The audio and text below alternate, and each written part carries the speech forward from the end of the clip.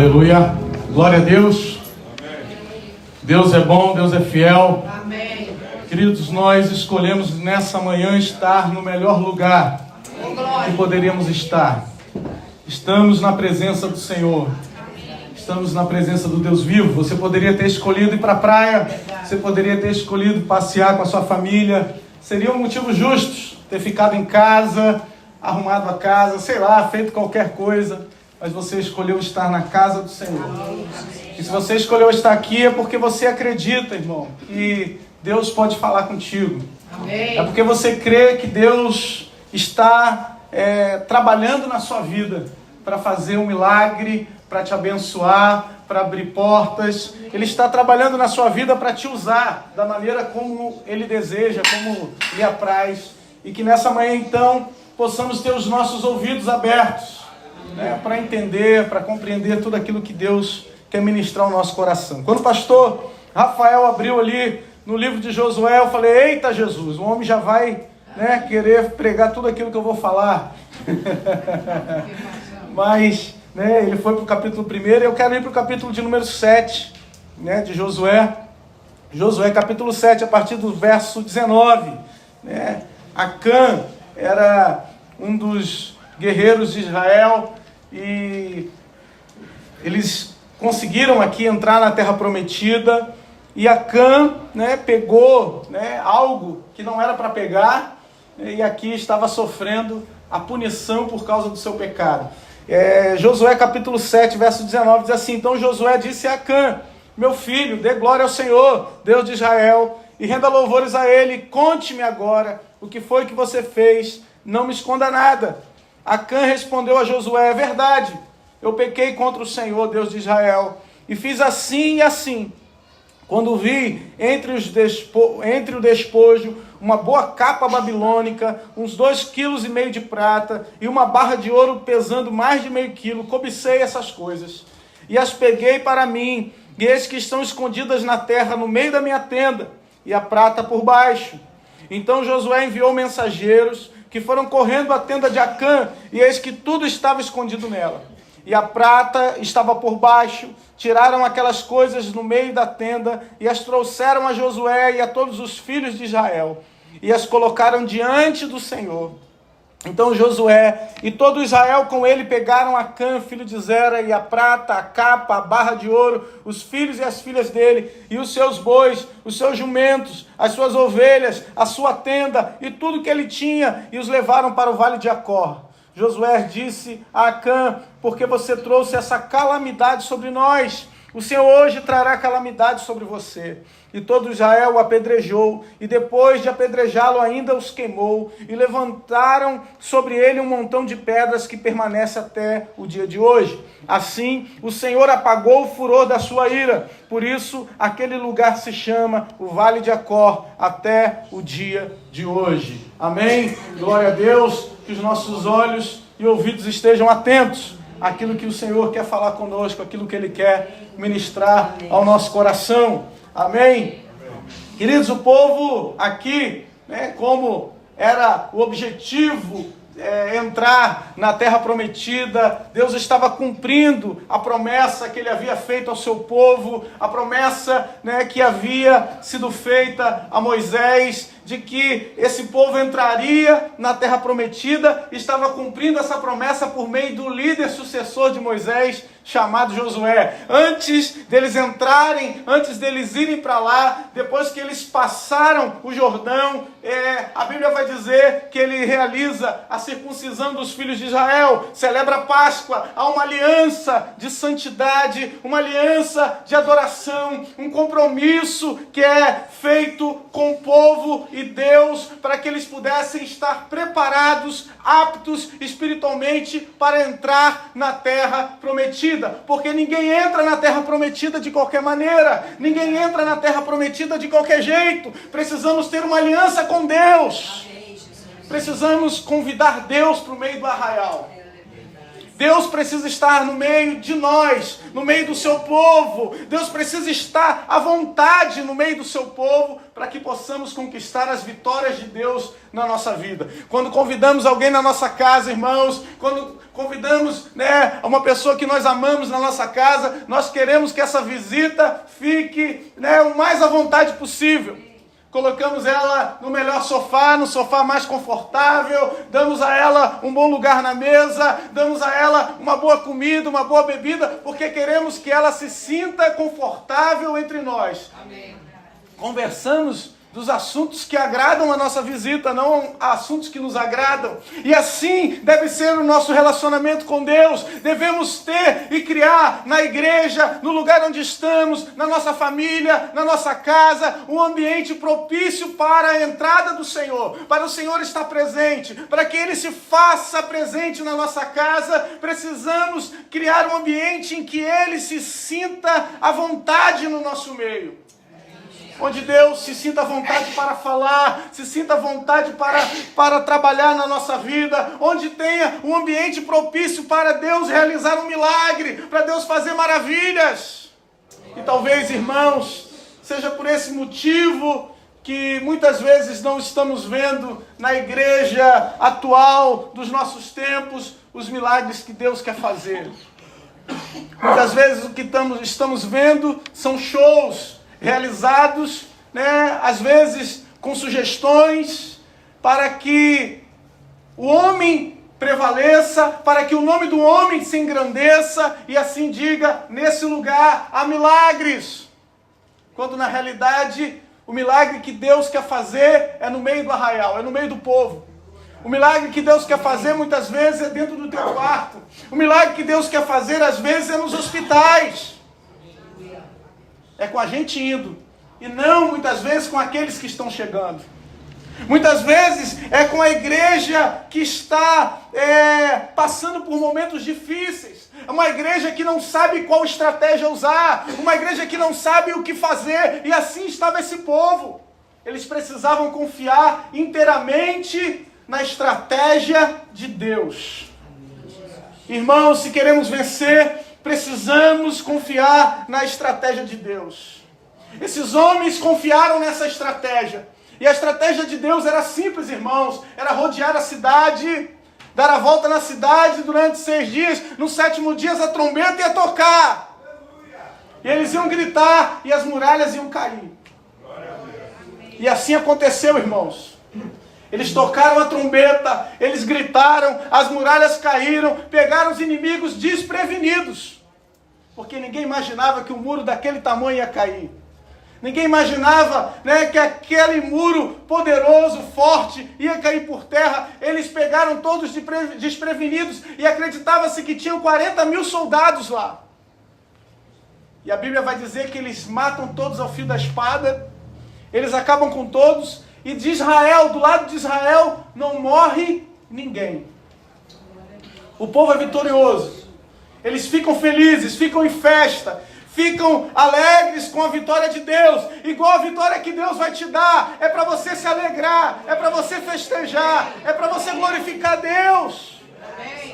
Meu irmão, sempre que houverem muralhas, sempre que existirem à sua frente desafios, é momento de você se preparar para alcançar aquilo que Deus tem para a sua vida. É momento de preparação para nós.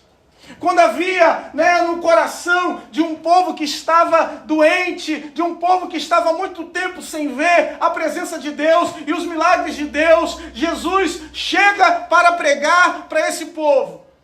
Mas para ter vitória, irmãos, Jesus primeiro precisou passar pelo deserto. E a Bíblia diz que 40 dias e 40 noites Jesus jejuou. Jesus precisou de uma preparação espiritual para enfrentar aquilo que era propósito de Deus, aquilo que era e que havia sido planejado por Deus. Jesus no deserto precisou enfrentar a tentação. Primeira carta de João, no capítulo 2, no verso 16, a Bíblia diz que Jesus enfrenta os desejos da carne, os desejos dos olhos, a soberba da vida. Em outras versões vão estar a concupiscência da carne, os desejos dos olhos, a cobiça dos olhos. E, meu irmão, Jesus enfrenta tudo isso com jejum e oração. E eu pergunto, irmãos, para nós que estamos aqui hoje, nessa manhã, por que é que muitas vezes nós queremos enfrentar batalhas? Por que é que muitas vezes nós queremos destruir muralhas? Por que é que em muitos momentos nós queremos enfrentar os inimigos que lutam contra nós, os inimigos da nossa alma, sem orar e sem jejuar? Por que é que nós negligenciamos o jejum? Por que é que nós negligenciamos a oração? Por que é que nós queremos que outras pessoas lutem por nós, jejuem por nós, intercedam por nós, quando na realidade o Senhor está nos capacitando com armas espirituais a cada um de nós para enfrentarmos lutas? Por que é que nós achamos que vamos vencer na força do nosso braço, quando nós temos um Deus poderoso que luta em nosso favor e que podemos buscar a sua presença? Amém. Jesus disse, irmãos, que os seus discípulos não jejuariam enquanto eles estavam com eles. Mas agora, irmãos, nós estamos aqui e nós precisamos usar essa arma poderosa de Deus. Usar essa arma que o Senhor nos concedeu, o jejum, a oração. Nós precisamos estar na presença do Senhor. Amém, Jesus. Irmão, o povo entrou na terra e agora eles tomaram, Jericó, e tinha uma cidade pequena, que não precisava de todos para atacar aquela cidade. A cidade, eles avaliaram e disseram, apenas 3.000 homens é capaz de tomar essa cidade se chamava Ai. E quando esses 3.000 homens foram tomar essa cidade, quando esses 3.000 homens chegaram para enfrentar naquela vitória, que era uma vitória certa para o povo de Deus, era uma vitória que eles olharam e disseram, com certeza nós vamos ganhar, nós vencemos aqui em Jericó, essa cidade muito pequena, nós vamos vencer. E quando eles chegaram para guerrear, irmão, o povo de Israel começou a fugir, 36 homens morreram. O que foi que aconteceu? Por que é que esse exército que tinha vencido 40.000 homens, que tinha vencido um grande exército que estava à sua frente, agora estava correndo de poucos homens? Por que é que esse exército agora estava sendo derrotado, meus irmãos? Porque havia cobiça no meio do povo de Deus. E agora, eu quero que você preste atenção, irmãos, porque naquele dia, 36 esposas choraram. Naquele dia, os filhos de 36 choraram por causa de um homem. Naquele dia, por causa do pecado de um homem, 36 pelo menos, no mínimo, se tivesse um filho cada um, ficaram órfãos. Fizeram um sepultamento de 36 pessoas num dia. Por causa de uma pessoa. Por causa do pecado de um que estava no meio do povo de Deus. A Bíblia diz que nós fazemos parte de um corpo, irmãos. E se uma parte do corpo está doente, todo o corpo sofre. Se uma parte do corpo está passando por problemas, está passando por dificuldades, todo o corpo também está passando. No verso 11 do capítulo 7, o Senhor vai dizer, Israel pecou.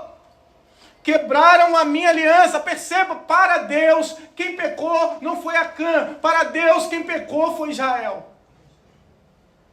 Porque Deus olha a igreja por completo. Deus olha a igreja 100%. E às vezes você diz, olha, mas eu não estou em pecado. Eu estou vivendo em fidelidade a Deus. Eu estou vivendo em comunhão com Deus. Eu acredito que esses homens estavam em fidelidade a Deus. Mas eles sofreram por causa do pecado de Acã. Em outras palavras, irmãos, o nosso pecado também faz com que a igreja sofra. O nosso pecado faz a nossa família chorar.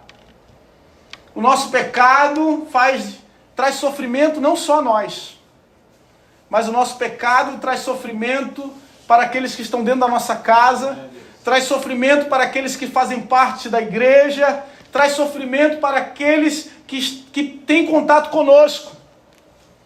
O nosso pecado nos prejudica não só na nossa comunicação com Deus, mas o nosso pecado prejudica, o descer de Deus, a vinda do Espírito Santo. O nosso pecado impede com que o Senhor se faça presente no arraial e esteja à vontade no nosso meio. É o nosso pecado, diz a palavra de Deus, que cria um muro, uma barreira, uma separação entre nós e o Senhor. É o nosso pecado. Nós pensamos, o meu pecado só diz respeito a mim, pastor. O meu pecado eu resolvo com Deus. O meu pecado, só eu sofro as consequências. Mas nós vimos na palavra de Deus que o pecado de um fez com que todo o arraial pagasse e sofresse as consequências. Então Deus, irmãos, aqui prepara uma solução, porque para cada problema Deus tem uma solução. Para cada problema Deus tem algo que Ele pode fazer por nós. O pecado de um prejudicou a todos. Aleluia, Jesus. Aleluia, Senhor. Meu irmão, para que serve um celular? Hoje o celular serve também para ligar, né? Qual celular, né? Qual o iPhone mais moderno que nós temos agora? Já estamos no 13? É 13? 14 já, irmão? Estou atrasado. Temos um iPhone 14 para você aqui, meu irmão. Samsung 23. Samsung 23. Aleluia. Ele é maravilhoso. O único problema, irmão, você vai receber ele, você pode ligar, você pode falar, mas não dá para entrar na internet, não dá para baixar aplicativo nenhum. É só um probleminha. Você compraria um telefone assim, irmão? Você compraria um telefone, né, que você consegue entrar na internet. Ah, mas o fone dele não funciona, você não consegue ligar. Ele não cumpre a sua função 100%. Ele não realiza 100%, né, o propósito para o qual ele foi criado. Deus te criou, Deus nos criou, irmão, com um propósito para que seja realizado 100%. Você tem um grande potencial em Deus. Nós temos um grande potencial no Senhor. Mas o nosso potencial fica diminuído por causa dos nossos pecados. Somos como um iPhone quebrado, irmãos. Somos como uma Ferrari que pode correr, né, acima de 200 km por hora, mas só andamos de segunda e terceira marcha. Ficamos impedidos de atingir o nosso potencial por causa do pecado. Paulo, quando vai falar aos Coríntios, na primeira carta aos Coríntios, no capítulo 11, no verso 30, quando Paulo está falando da ceia do Senhor, ele diz, olha, há muitos fracos e doentes na igreja, e outros já dormem. Quem está fraco, quem está doente, é alguém que não está conseguindo exercer 100% daquilo que Deus fez, ou do propósito que Deus tem na sua vida. Quem está fraco espiritualmente, quem está doente espiritualmente, quem está morto espiritualmente, é alguém que está impedido de acessar, de ir aonde Deus quer que ele vá. E foi o que aconteceu com o povo de Deus aqui. Eles estavam aquém da sua possibilidade, aquém dos propósitos de Deus, porque havia no meio do povo contaminação, havia no meio do povo pecado, mas Deus quer que a sua igreja esteja 100% habilitada para cumprir os propósitos de Deus. Eu quero isso para a minha vida, eu quero isso para a minha casa, eu quero isso para a minha família. Por que então, pastor, nós não usamos 100%?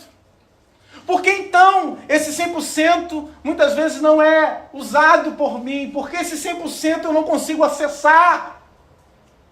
Muitas vezes porque não obedecemos 100%. Porque a adoração, irmãos, está ligada à obediência. Depois nós podemos no futuro falar sobre isso. Mas eu me lembro, por exemplo, de Saul. Saul tinha uma ordem clara de Deus. Saul havia sido levantado como rei, e a ordem de Deus era atacar e acabar com os amalequitas. Sabe qual era o pecado dos amalequitas, irmãos? Está lá em Deuteronômio, capítulo 25. Quando o povo de Deus estava vindo do Egito, os amalequitas pegavam os fracos e doentes, eles pegavam aqueles que ficavam para trás no caminho. E quando eles ficavam fracos, eles ficavam desgarrados do povo, do grosso do povo de Deus que estava à frente, eles iam por trás, pela retaguarda, e ia matando aquele povo. Isso irou o coração de Deus, porque Deus tem um plano para os fracos. Deus tem um plano para os doentes. Deus tem um plano para aqueles que estão no meio do arraial e não estão conseguindo chegar na caminhada, não estão conseguindo alcançar o propósito de Deus. Deus tem um plano para você, Deus tem um plano para mim. O pecado dos amalequitas subiu às narinas de Deus. E Deus queria cumprir em Saul a promessa de que ele destruiria os amalequitas. E Saul, irmãos, cumpriu 99% daquilo que Deus mandou. Verdade. Saul não cumpriu, não obedeceu 100%. Ele obedeceu 99%. Porque ele disse, Senhor, fiz como o Senhor mandou. Na mente de Saul, ele tinha obedecido, irmãos. Na cabeça de Saul, ele entendeu que ele estava em obediência a Deus. E ele disse, olha, eu fiz o que o Senhor mandou, Deus. Acabei com tudo lá. Eu só deixei o rei, né? Peguei os bezerros mais gordinhos, Senhor. Mas não peguei para mim não, peguei para oferecer ao Senhor. Vai ser um sacrifício ao Senhor. Eu estou agradando a Deus, eu estou oferecendo holocausto a Deus. E Deus fala para Saul, Saul, o que me interessa holocausto? O que me interessa sacrifício sem obediência? O que me interessa, né, você querer tocar o meu coração se você não me obedece? E ele, então, né, fala, né, com Saul a respeito disso. Você vai encontrar isso no livro de 1 Samuel, no capítulo 15. Saul, então, é punido por Deus porque não obedeceu 100%. Porque não cumpriu 100% aquilo que Deus havia mandado. Irmãos, nós achamos, né, nós queremos o poder de Deus, nós queremos a graça de Deus, nós queremos o favor de Deus. Mas quando nós olhamos para a palavra, nós falamos, isso não tem nada a ver. Se eu viver 30%, já tenho cumprido 40%, 50% do que Deus tem feito, eu já tenho Jesus como Senhor e Salvador da minha vida, eu vou para o céu. Eu vou estar com o Senhor. Mas o que você quer viver? Uma vida, né, com Deus e que você exerce 100% daquilo que Deus deseja para você? Ou você só quer ir para o céu, sentar todos os dias no banco de uma igreja, ouvir uma palavra e não cumprir os propósitos de Deus na sua vida? Deus tem muito mais para nós, meu irmão. Deus tem muito mais a fazer na nossa vida. Efésios capítulo 5, no verso 3, a Bíblia vai dizer que a cobiça adoece o coração. Esse homem estava adoecido por causa da cobiça. Cobiça é o desejo de ter aquilo que não é seu. Cobiça é o desejo de ter aquilo que pertence a Deus, no caso. Querer possuir aquilo que havia separado para o Senhor. A Bíblia é clara no capítulo 6 de Josué, quando Deus diz, olha, esses despojos são do Senhor. Isso pertence a Deus. Não toquem naquilo que vocês pegarem. Ele desobedeceu uma ordem direta de Deus. Ele desobedeceu uma ordem que pertencia ao Senhor. Uma ordem que havia sido dada por Deus, dada pelo Senhor. E por ter desobedecido, irmãos, a consequência do seu pecado foi a morte. Foi morte. Morte na casa de Acã. Foi levantado um sorteio. E nesse sorteio caiu na sua família. E nessa família caiu na sua casa. E na sua casa foi levantado o seu nome. E ele então confessou. Porque nada fica oculto aos olhos de Deus, irmãos. Deus está presente quando nós caímos. Aqui não estamos falando de uma queda, né, ocasional. Não estamos falando aqui de uma queda que acontece, né, porque falhamos, porque naquele dia talvez acordamos mal. Não, estamos falando de uma queda, né, que foi aqui planejada, arquitetada, consumada, foi colocado de dentro do arraial, foi cavado um buraco, foi colocado lá dentro a prata e o ouro, e permaneceu assim. Precisou Deus revelar para saber onde é que estava, porque ele estava quietinho. E às vezes nós estamos assim, irmãos, Tiago, né, no capítulo 1, no verso 13, ele vai dizer que cada um é tentado pela sua própria cobiça. Em outras versões, é tentado pela sua própria concupiscência. Às vezes, queridos, tem concupiscência em Israel, tem cobiça. Às vezes tem Acã, tem Vale de Acor. Vale de Acor significa Vale do Problema. Eles pegaram esse homem que havia pecado, eles encontram a capa babilônica, eles encontram aquele material que pertencia a Deus, levam esse homem para o Vale do Problema. E lá eles apedrejam Acã. E é curioso que não apedrejam só ele, apedrejam sua família. Pegam todos os seus bens, queimam e acabam com tudo. Porque precisava haver uma restauração. Precisava haver algo, precisava ser feito para que o milagre acontecesse, para que a presença de Deus pudesse estar de novo no meio do povo. A mensagem que eu tenho para você, meu irmão, nessa manhã, é que no vale do problema, pode ser problema para Acã, mas para você é o vale da esperança. Amém. O vale do problema, o vale de Acor, ele só é problema quando nós queremos viver no pecado. Ele só é problema quando nós queremos esconder os nossos pecados. Ele só é problema quando nós queremos permanecer nessa situação. Mas para aqueles que querem viver em comunhão com Deus, para aqueles que querem que Deus se faça presente no arraial, para aqueles que querem ter intimidade com o Senhor, o Vale de Acor é o Vale da Esperança. Porque agora, aqueles que não fizeram nada não estão mais sofrendo. Aqueles que estão indo para a guerra não vão precisar mais correr com medo, fugindo, não vão ser mais mortos por causa do pecado de um homem. Agora há esperança para Israel. Agora há vitória de Deus para Israel. Aleluia, Jesus. Muitas vezes nós confundimos a vitória de Deus. A vitória de Deus é a vitória do caráter de Deus. Amém, Jesus. Às vezes nós achamos, que a vitória que Deus quer nos dar é a vitória em que Deus vem com seu raio poderoso, com as suas milícias celestiais, anjos. E nós vemos o Senhor guerreando por nós, parecendo, a Liga da Justiça. Parecendo, os heróis da Marvel, parecendo, o Homem de Ferro, o Superman, lutando em favor de um povo. Muitas vezes essa é a visão que nós temos de Deus.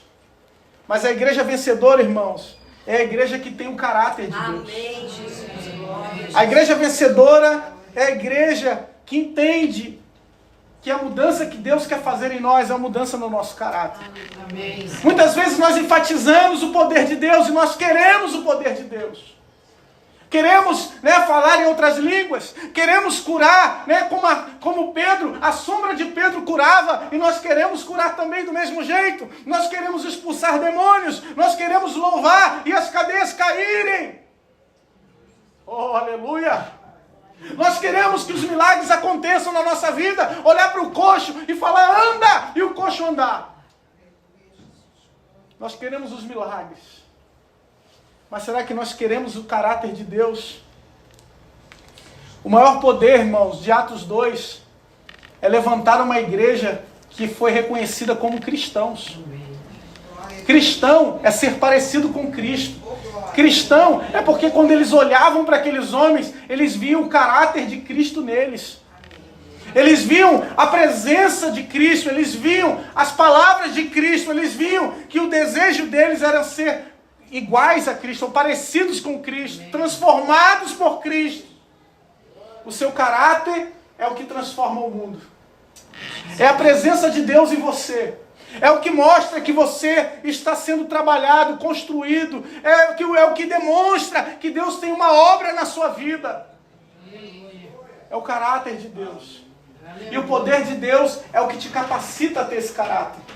Não conseguimos ter o caráter de Deus sem a presença de Deus, sem a presença do Espírito Santo na nossa vida. É por isso que nós necessitamos desse Deus.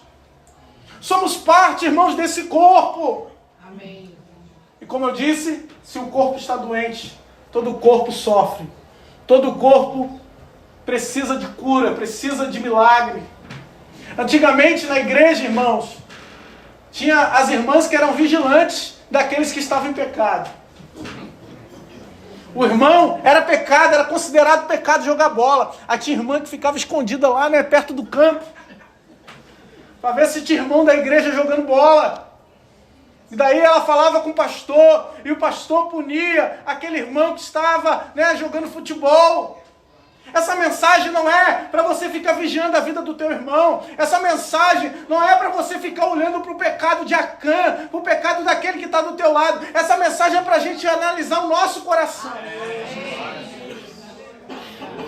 Para ver se tem Acã dentro de nós. Para ver se tem Acã no nosso coração. Às vezes, irmãos, estamos na casa do Senhor, mas nos sentimos fracos e doentes. Sentimos que não estamos cumprindo 100% do propósito de Deus na nossa vida. Que Deus pode fazer mais. Quem acredita que Deus pode te usar mais? Eu também creio. A Bíblia diz que aonde abundou o pecado, superabundou a graça de Deus. O Senhor, meu irmão, tem graça sobre a sua vida. O Senhor tem, né, milagres para manifestar na sua vida. Mas para isso acontecer, para a esperança nascer, Acã precisa morrer. Para a esperança nascer novamente, para a esperança novamente crescer na sua vida, Acã precisa morrer.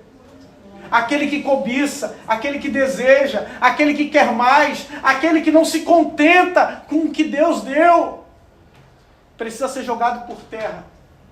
Precisa ser levado para o Vale de Acor, porque no Vale de Acor vai nascer esperança na tua vida. É naquele lugar que vai nascer novamente a vontade de estar na presença de Deus. É naquele lugar que você vai ter vitória. Porque ali começa a vitória do povo de Deus. Esse povo agora volta para combater, né, a cidade de Ai, no capítulo 8. E você vai ver a vitória de Deus. A vitória de Deus foi conquistada porque eles voltaram para o plano. O plano é seguir a estratégia de Deus. Eles resolveram seguir a própria estratégia. Falaram, 3.000 resolve esse problema aí. Mas agora eles voltaram para a estratégia de Deus. Eles voltaram para o plano de Deus. E o plano de Deus é diferente do nosso, irmãos. E quando eles foram agora guerrear, Josué falou, olha, vamos usar aquilo que o inimigo está achando, né? Que a gente está com medo. E quando eles chegaram, né, para guerrear contra Ai, eles recuaram, fugiram. E eles pensaram, de novo. Eles fugiram da outra vez, vão fugir de novo. E todos os soldados saíram, né, indo atrás do povo de Deus, enquanto outra parte veio pela retaguarda e chegou queimando a cidade toda e acabando com tudo. Meu irmão, a estratégia de Deus supera a estratégia do inimigo. Os planos de Deus superam, né, aquilo que o inimigo tenta fazer contra você para te matar. Talvez ele olhe para você e diga, vai acontecer de novo, ela vai fugir de novo, ela não vai aguentar de novo, ele não vai resistir de novo. Mas Deus tem uma estratégia nova para te dar. Deus tem um plano novo para realizar na sua vida. Existe algo novo de Deus para derramar na sua vida, na sua mente, no seu coração. Não vai acontecer de novo. Não tem morte de novo, não tem derrota de novo, porque Deus entrou nessa batalha contigo. Aleluia.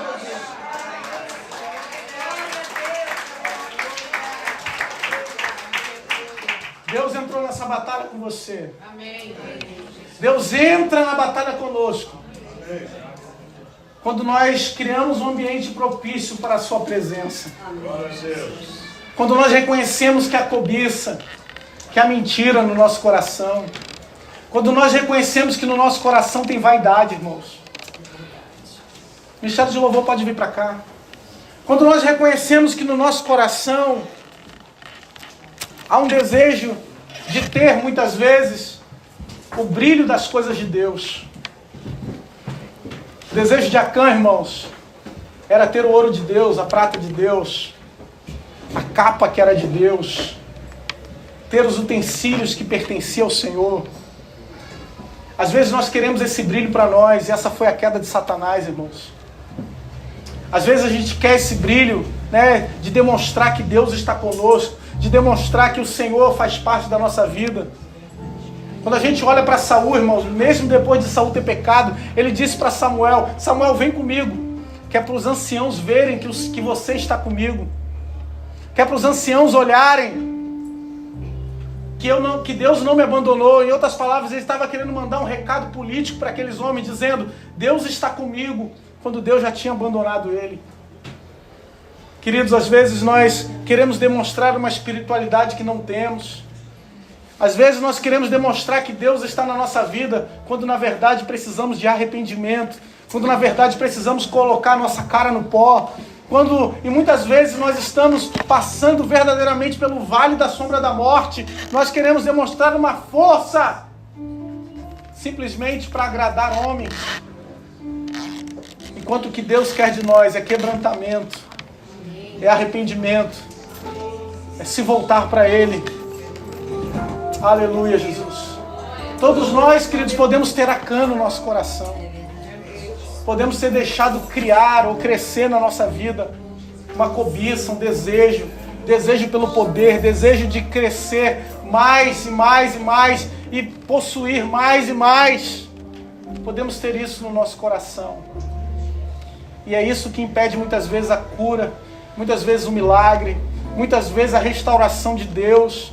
É o que impede muitas vezes que o poder de Deus venha sobre nós, para que tenhamos o caráter de Deus, porque nós queremos o poder, mas Deus quer nos dar o caráter.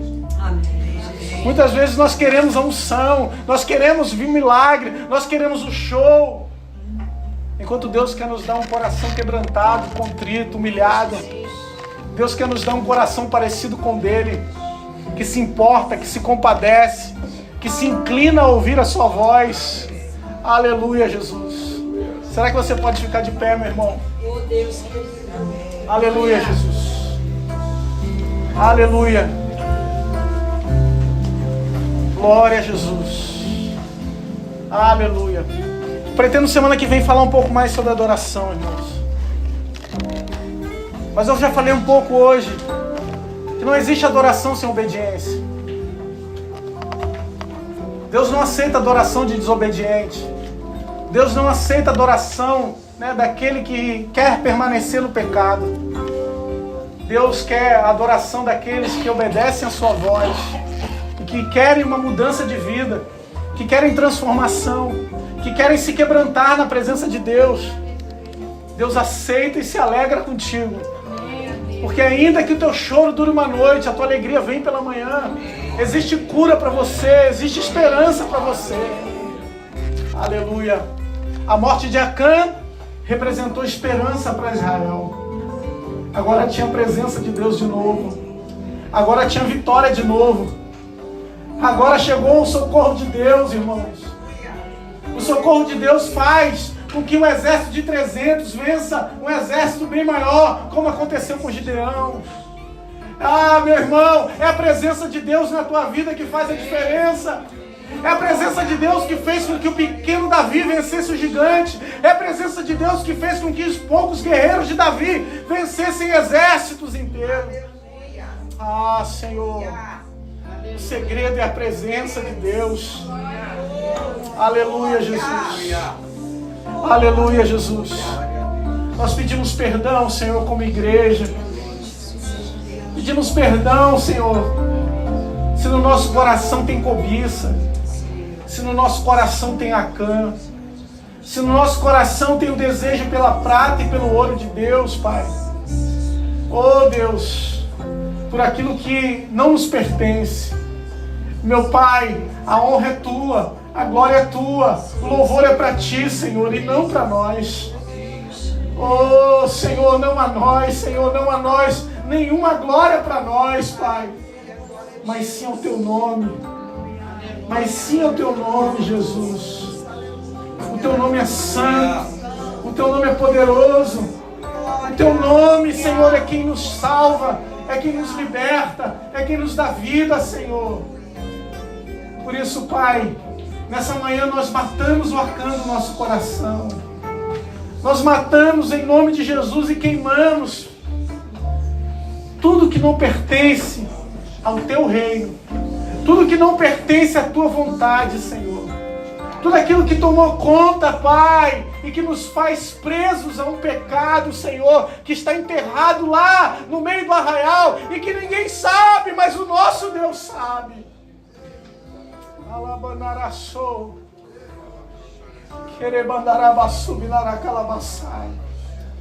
Isso, meu irmão, desenterra isso aí.